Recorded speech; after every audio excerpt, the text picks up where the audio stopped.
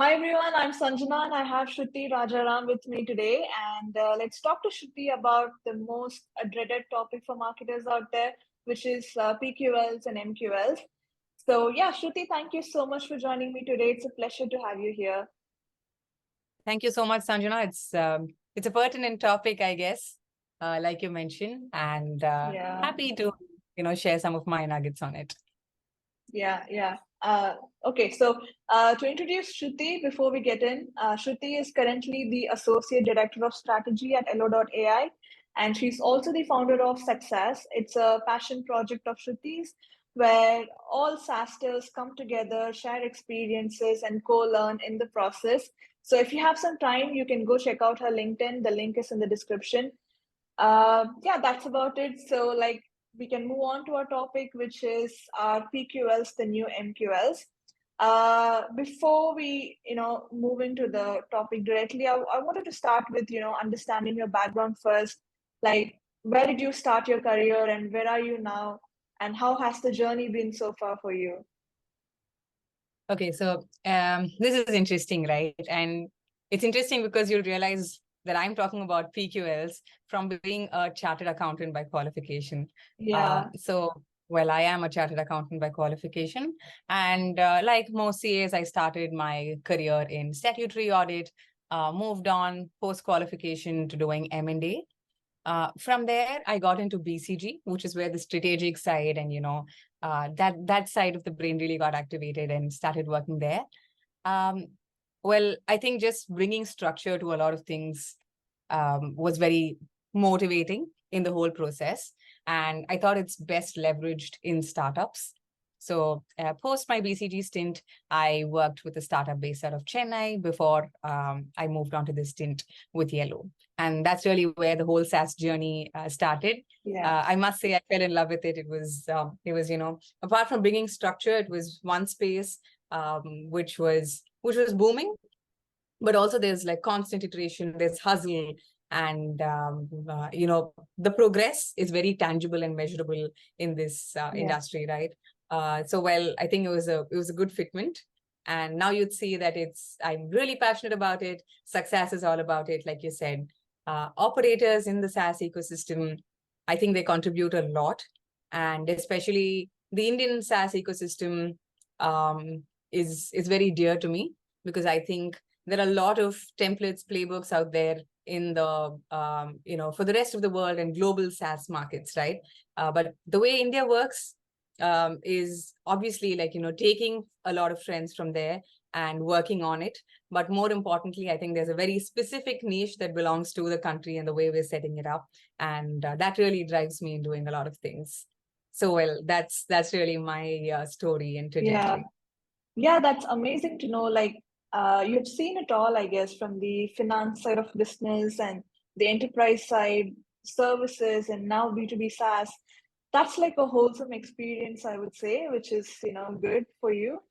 Yeah, so that is what was interesting to me. Like you started your career as, you studied CA and now you're in B2B SaaS, which is like the complete opposites, right? So yeah, that's a wholesome experience and thanks for sharing.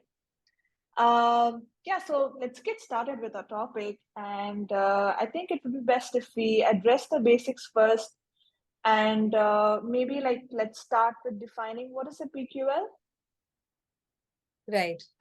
So really the definition of a PQL, and I think a lot of us would have done some research on this, but there's would it help to say that, the definition of a PQL really depends, and it just depends on how every company defines it.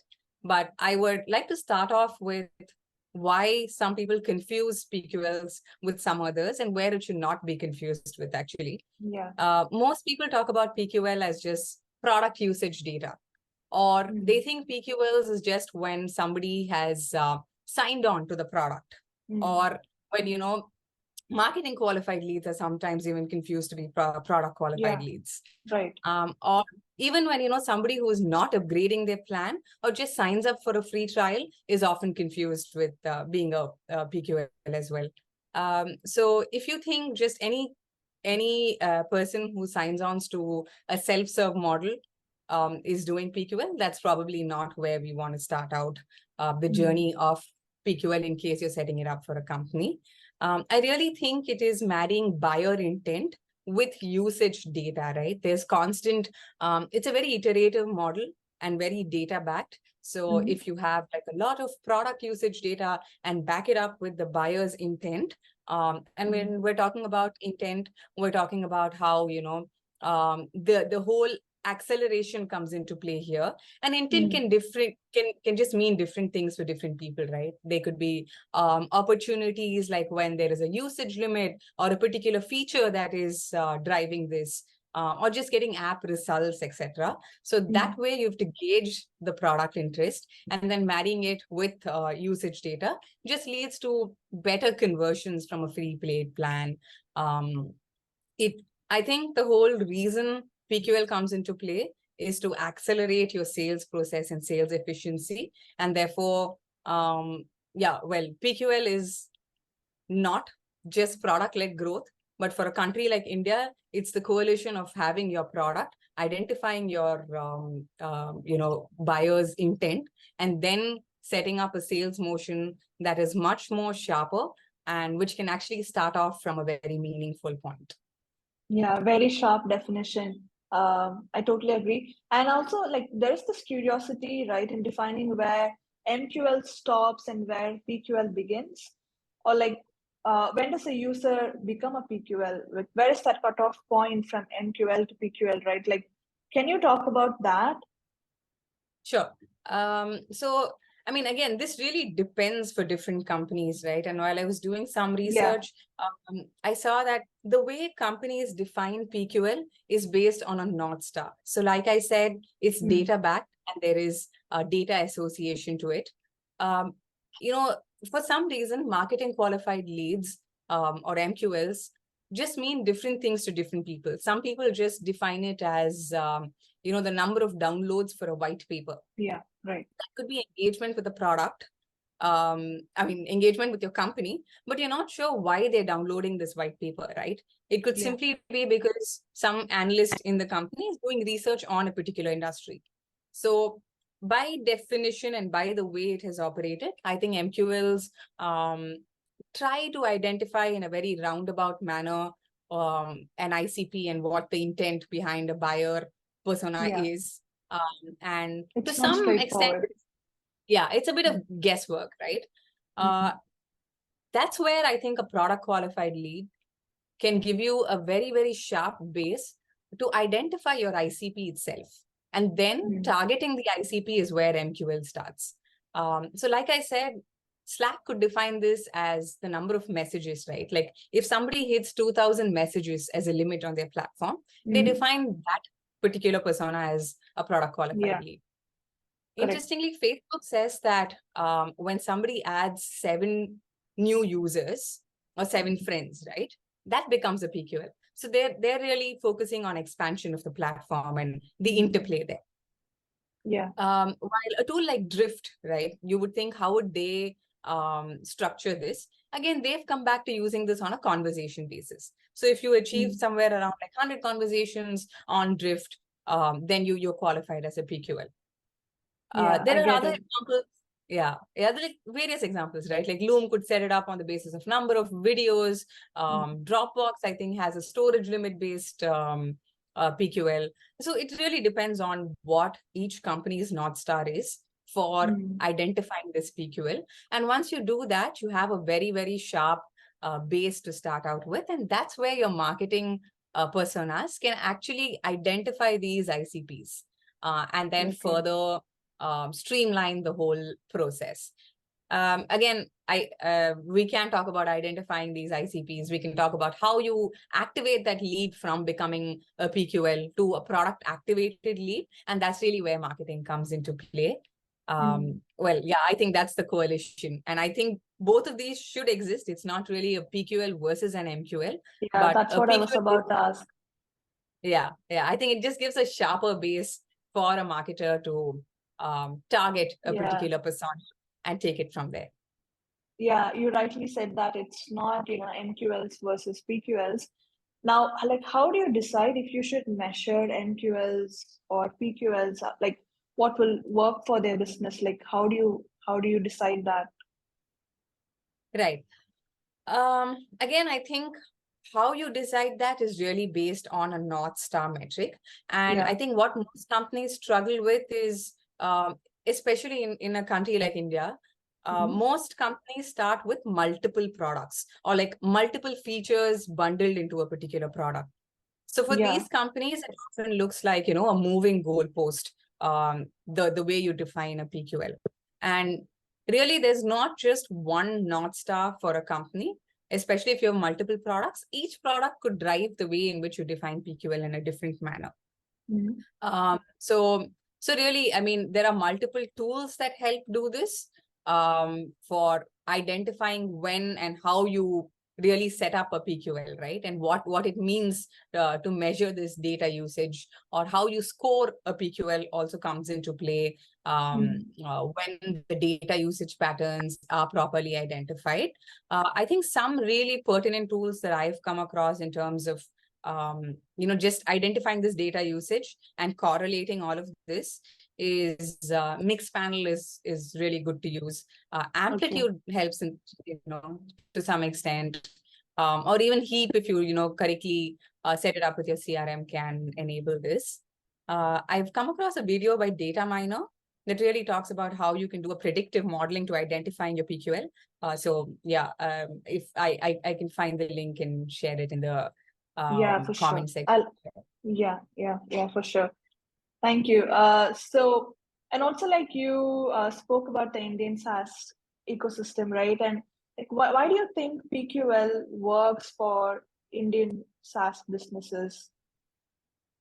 Yeah, great question, right? Like, I think there's a constant dichotomy in India, and people talk about PLG versus SLG. Now there are new motions like, a community-led growth.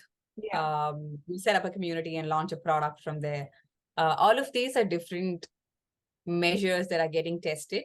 But I think, especially in India, where you do more of land and expand, and Mm-hmm. where sales is still a very pertinent process once you start moving up market, I don't think you can completely eliminate any of this. But that said, Okay. the reason SaaS came into play from, originally the services industry is because you could standardize a lot of products, right? Imagine when there were just services back then. You wouldn't really identify what your customer wants and serve it on a platter. It was more of building and iterative building, and then communication, a little bit of asynchronous communication constantly to set up this motion. But that's where SaaS came into play, where it standardized all of it. Now, PQL is the best way to amplify this experience, right? You set out your product, you put out a platter of everything that you have, and you ensure that your customer engages with you with the product itself. So the first engagement point for any customer, a potential customer, is the product. And you have constant data backing, which actually tells you the user's experience. It talks to you about different points in which they're engaging with your product. And well, it actually gives you a lot of data to pass on to your sales team to Okay. identify what they have to talk to and have better and meaningful conversations with That's right. Yeah. with potential clients.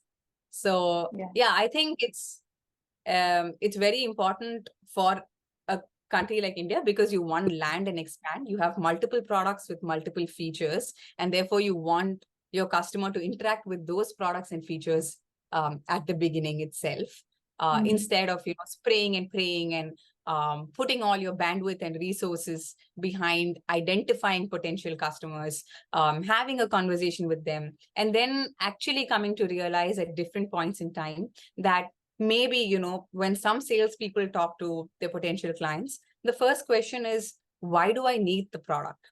And further along Mm-hmm. the journey, as they're sort of selling the product, the question that a customer asks is, what is the value that I get out of this product, Yeah. right? And then you go behind explaining that. And later, finally, the customer is like, why should I pay so much for this product? Um, Now imagine an entire sales cycle. It takes a really long period of time to identify and answer all of these questions. But in a PQL, you're answering all of these 3 questions ahead of time. So the customer knows the value, the customer has already interacted with your product, and they're actually ready to buy it. Now steps in your salesperson whose job is half done, and they can really use their acumen in terms of taking this to closure. And I think that really saves bandwidth and helps and enables having better, sharper conversations, better buying cycles, and all of it. Yeah. Well defined. And like, can you pinpoint like companies that are doing well in the PLG space, just for our audience to go and learn more about them? Yeah.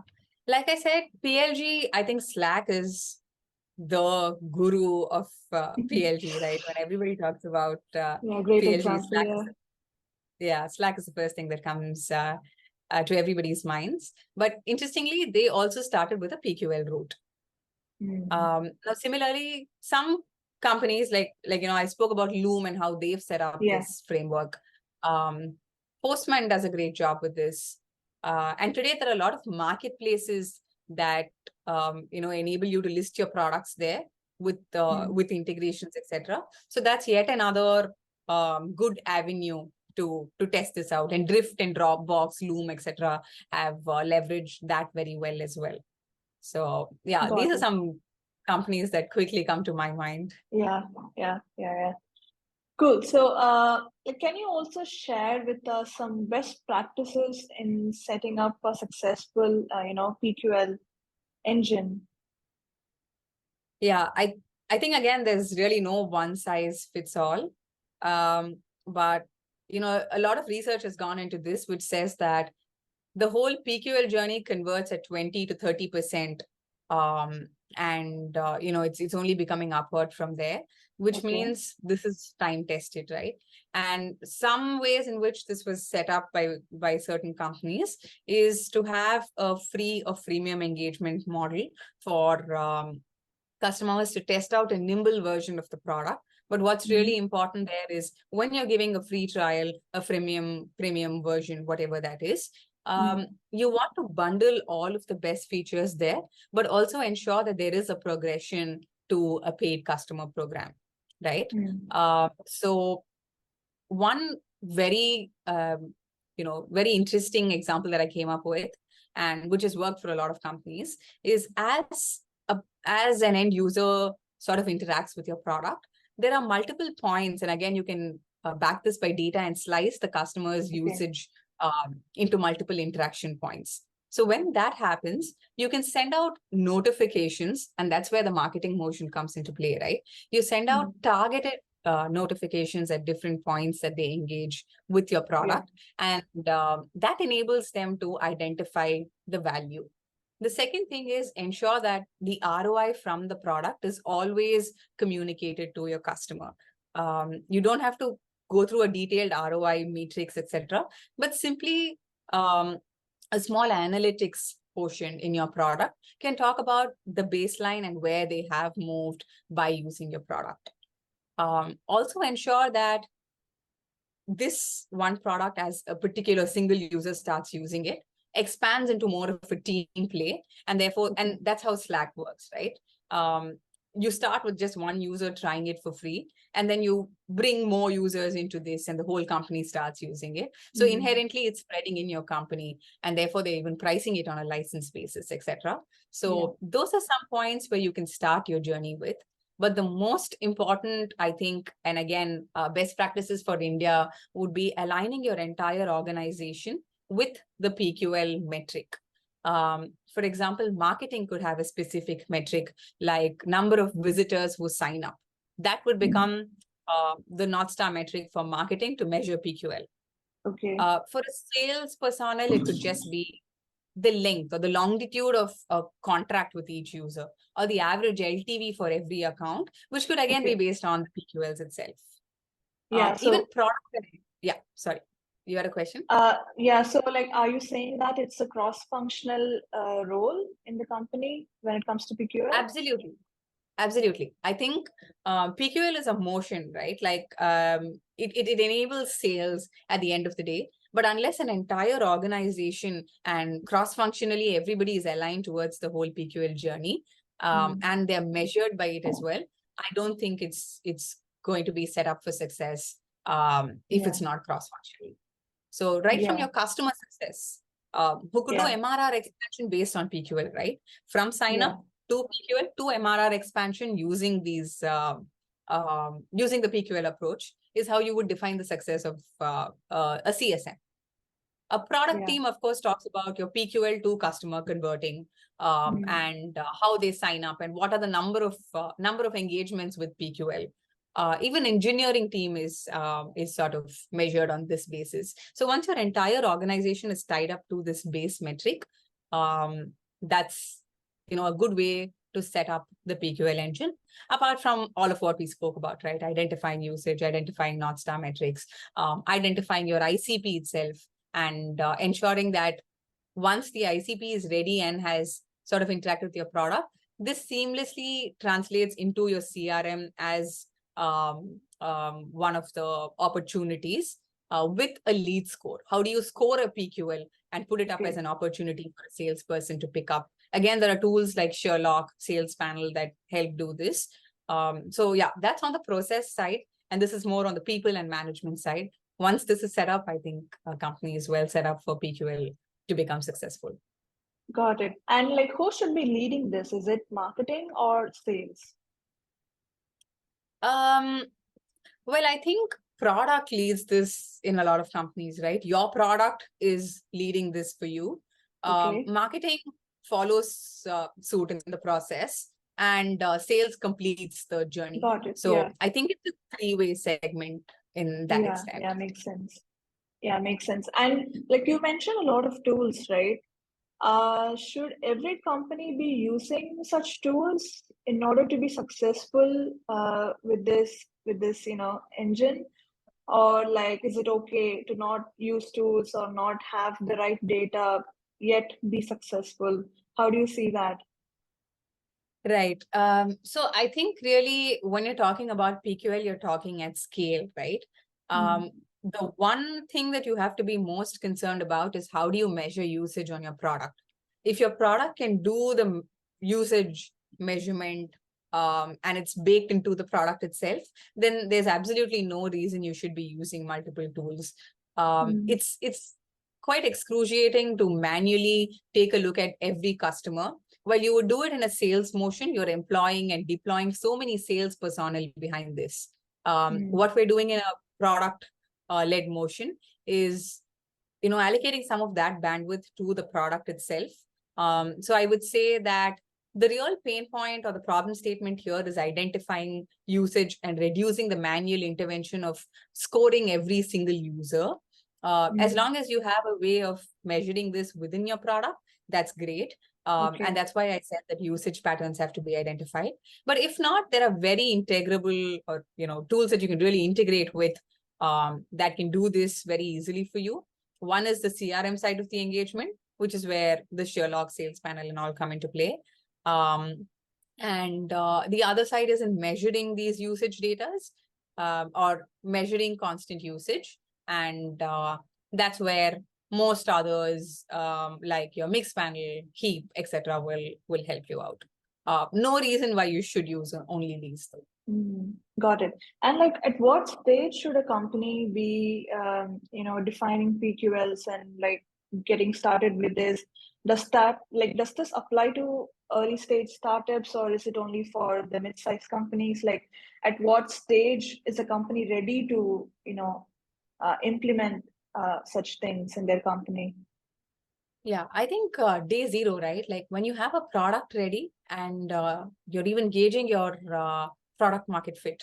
You're still at the PMS stage. You want to know if your product is doing well. What you're doing in a PQL motion or product-led growth motion is putting your product in front instead of already putting bandwidth behind it. So I think at day zero, every company is ready to start out this whole PQL journey. And in fact, it helps at a very early stage because you know your product, you know the product market fit, and then you allocate your marketing team and sales team. You you sort of align their metrics and measure them based on your product itself.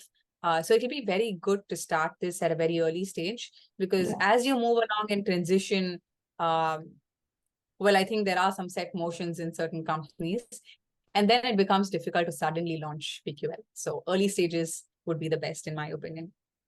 Yeah, it's better to start early. And like, what do you think of the hybrid model? Like these days, there are companies that do both PLG and, you know, the sales-led motion. Do you think the hybrid model is a better approach for companies, or just stick with the PLG approach? Like, what do you think of that? Oh, absolutely not. That's why I was saying, right? Entirely, I'm a very big fan of the combined motion, PLG I and know. SLG. Mhm. And I think, again, like I said, for a country like India, that works really well, because end of the day, your customers want to talk to real salespeople, Right. at the Right. same time experience the product as well, right? Yeah. So I think you start with, which is why PLG in like, you know, in its entirety does not really work in India, in my opinion. SLG alone could again lead to too many resources, and doesn't really translate to margins to that extent. A combination of this is letting your product lead and qualifying based on your product, and then putting bandwidth behind it, which is why the topic today, PQL, use PQL for your PLG part of the journey, and then allocate sales bandwidth behind it so that the journey is completed. Yeah, got it. All right, so I got a power cut here, so I just switched off my video for a. I'll be off for a minute, but yeah, I'm listening to you. Yeah, I get it. So I think we covered like everything about PLG and PQLs. I don't have any other follow-up questions. Maybe like, do you want to add something? Well, no, I mean, I would really love to hear of other companies that are trying this motion, and maybe, you know, interactively in this whole thing, if anybody wants to reach out and talk about how they've set up this whole journey for their company, especially in India, at whatever stage they're on, I'd really be happy to understand how this works in the Yeah, Indian same context, with because me. yeah, there's just a lot of content on how this works in the global markets. Yeah. But I think it's a very simple motion that India can adopt. And some companies have taken the first step here, but would love to Mhm. understand how this is working for them. Yeah, that's right. And like, oh, the power is on. I'm back. Sorry for that. Summers and power cuts, they go hand in hand, right? So, yeah, like, yeah, well said. So, yeah, that I guess we reached the end of the episode. Maybe like, do you have any kind of resources that the audience can go to learn more about, you know, PLG or, you know, PQLs, like these kind of Yeah, topics? Like any yeah. podcast or any books that you recommend? Sure. Let me put out some of that here.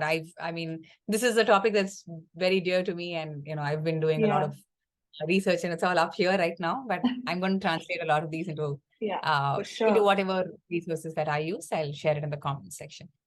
Yeah, great, great, great. Thank you. Thanks, Shruti. So yeah, we reached the end of the episode. Thank you so much for doing this session with me. It was absolutely, you know, knowledgeable, and I loved your energy, of course, and your enthusiasm throughout the conversation.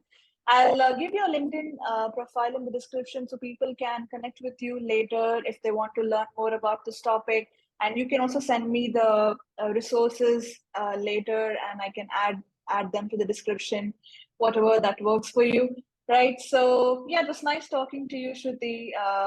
Talk to you again. Yeah, thank you so much. Have a great day ahead. Thanks.